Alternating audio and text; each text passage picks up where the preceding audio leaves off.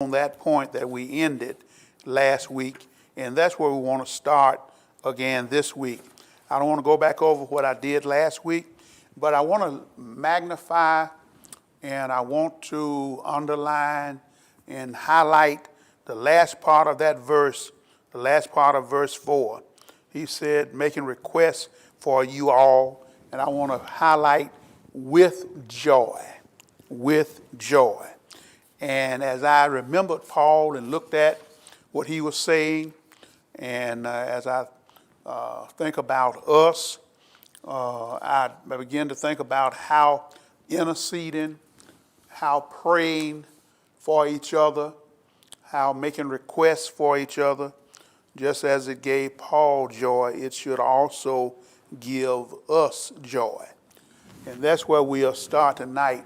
I think it's a mighty deep Christian.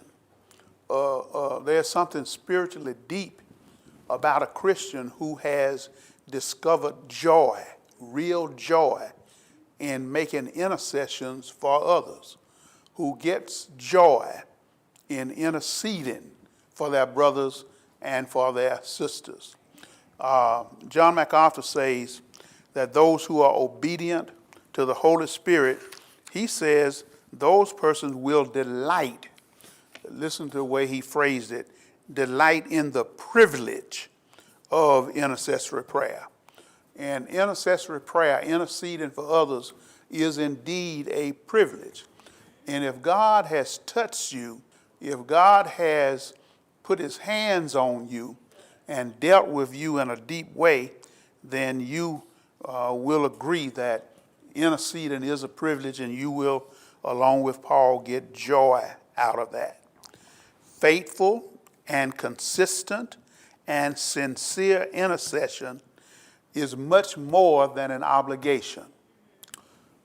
If we are praying and interceding for people because we sense an obligation, that's good, and we should feel an obligation.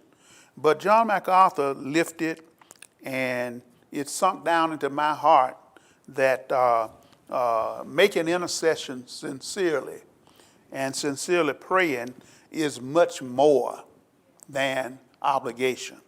And that's why I went back and highlighted the last few words of that verse. It's a joy. It's a joy.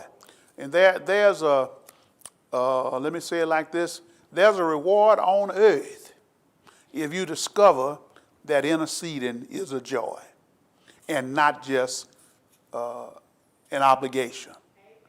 An obligation will drive you to your knees. An obligation will cause you to pray, especially when you see needs in other people.